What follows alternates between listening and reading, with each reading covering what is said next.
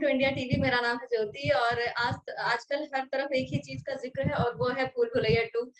Trailer आ चुका है, गाना आ चुका है और कमाल का मतलब रिस्पांस मिल रहा है। और आज हमारे साथ भूल भुलैया 2 के राइटर हैं आकाश कौशिक। बहुत बहुत स्वागत है आपका इंडिया टीवी पर।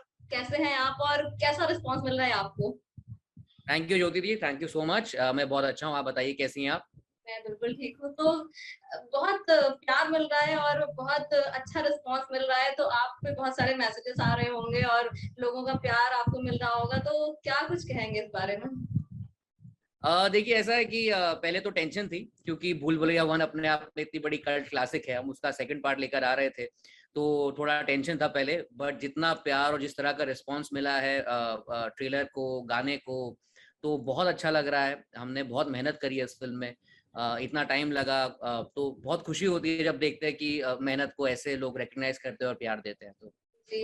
और कितना टफ रहा आपके लिए, क्योंकि पहली फिल्म में एक तो अक्षय कुमार थे, ऊपर से वो इतनी सुपरहिट मूवी और इतनी मतलब हॉरर कॉमेडी जॉनर की पहली फिल्म जो इतनी सुपरहिट हुई, उसका सीक्वल बनाना, क्योंकि कहीं ना कहीं मन में होता है जब इतनी सुपरहिट का सीक्वल बनाए तो उम्मीद बहुत ज्यादा हो जाती है दर्शकों की कि पहले से क्या बेहतर होगा।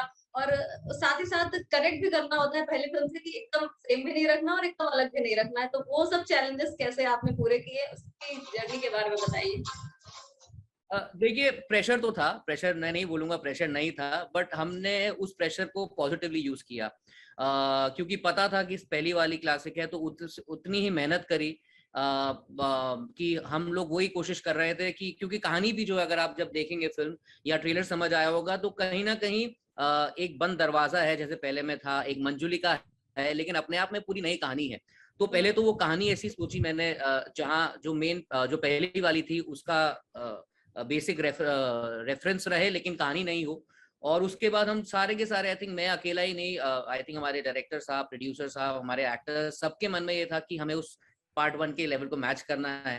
तो उसी हिसाब से हम सबने मेहनत करी। एंड खुशी है कि अब तक तो रिस्पांस बहुत अच्छा मिला, और हमने जो फिल्म अभी देखी end product, we are very happy कि जो हम बनाना चाह रहे थे हम बना पाए, उस जिस लेवल की हम फिल्म बनाना चाह रहे थे हम बना पाए।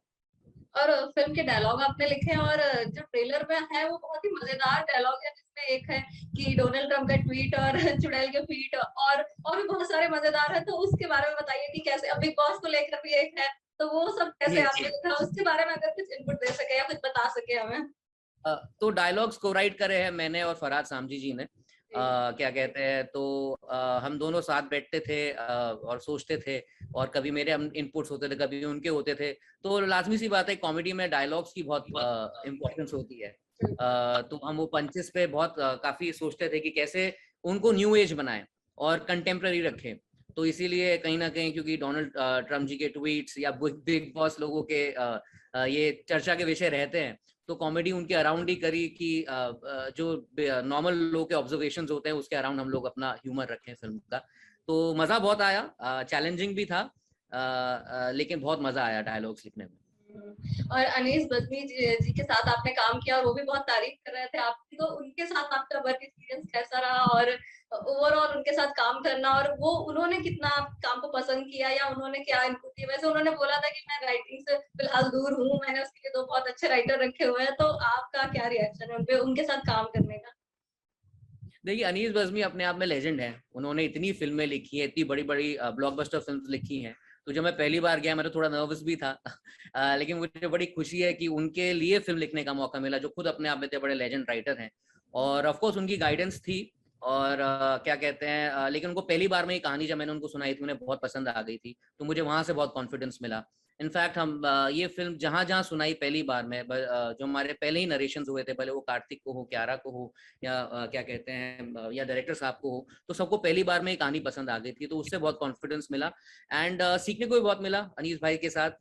और मैं उनके साथ फ्यूचर में भी बात है कि काफी उनके साथ प्रोजेक्ट्स करने हैं, और बहुत मजा है उनके साथ काम करने में।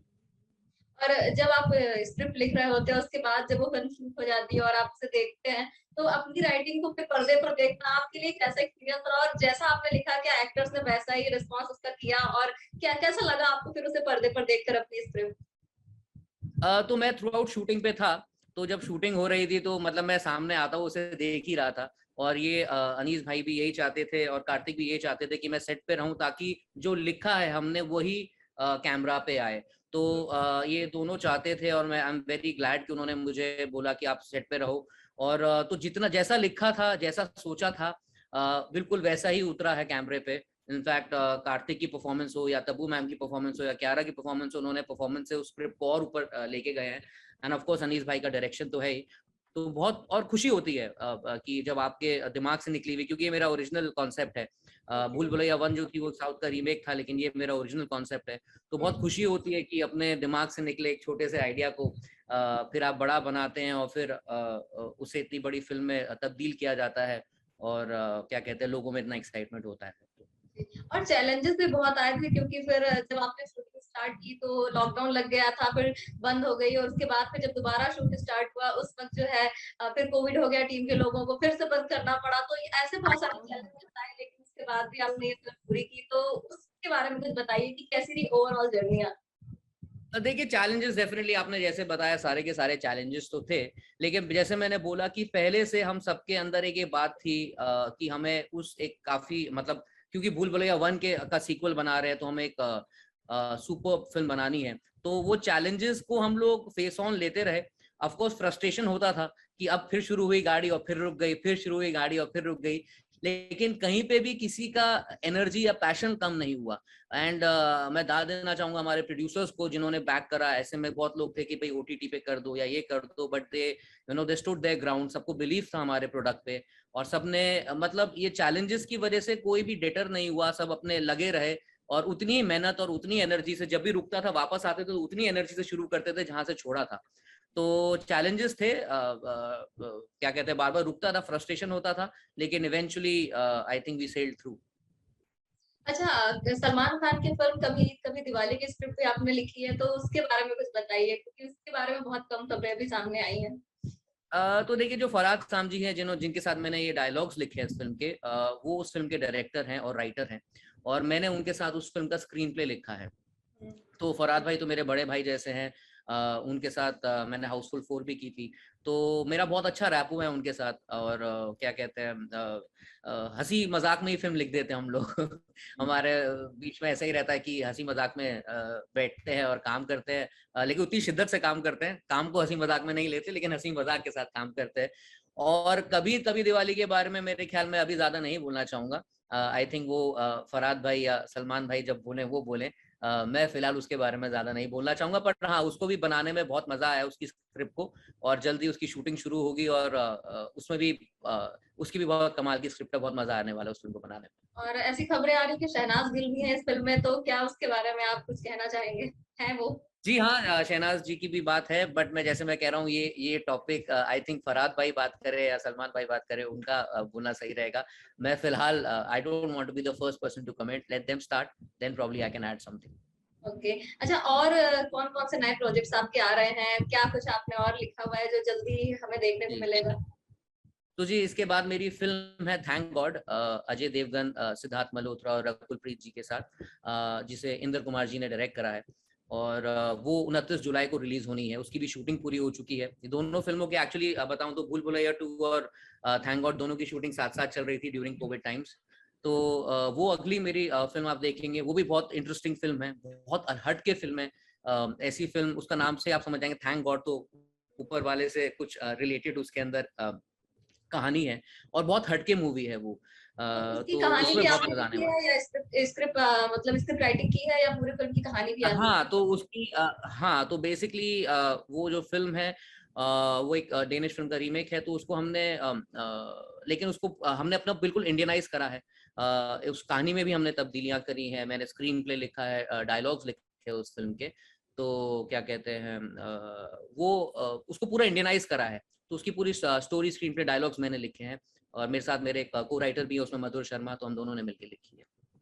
अच्छा, आपने ये राइटिंग की जर्नी कब से स्टार्ट की, और कहाँ के रहने वाले हैं आप, और कैसे फिर आप इस फील्ड में आए, इसके बारे में कुछ बताइए। जी मैं दिल्ली का रहने वाला हूँ, दिल्ली से हूँ। और दिल्ली में मैं अपने कॉलेज के दिनों में थिएटर बहुत करता था, और थिएटर के दिनों में मैं एक्टिंग भी करता था, लिखता भी था, प्लेस भी डायरेक्ट करता था, मुझे बहुत मजा आता था। तो तभी कहीं ना कहीं डिसाइड कर लिया था कि मुझे इस फील्ड में जाना है आगे चलकर। और फिर क्या कहते हैं, लेकिन मेरी फैमिली में सब डॉक्टर्स हैं।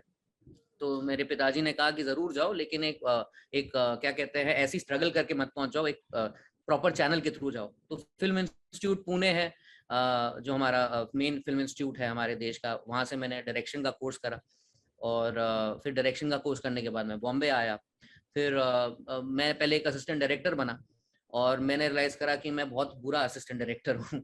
मुझे असिस्ट करना समझ नहीं आता था, और मैं हमेशा से मेरे अंदर एक राइटिंग का फ्लेयर था, जिसे मुझे लिखने में बहुत मजा आता था।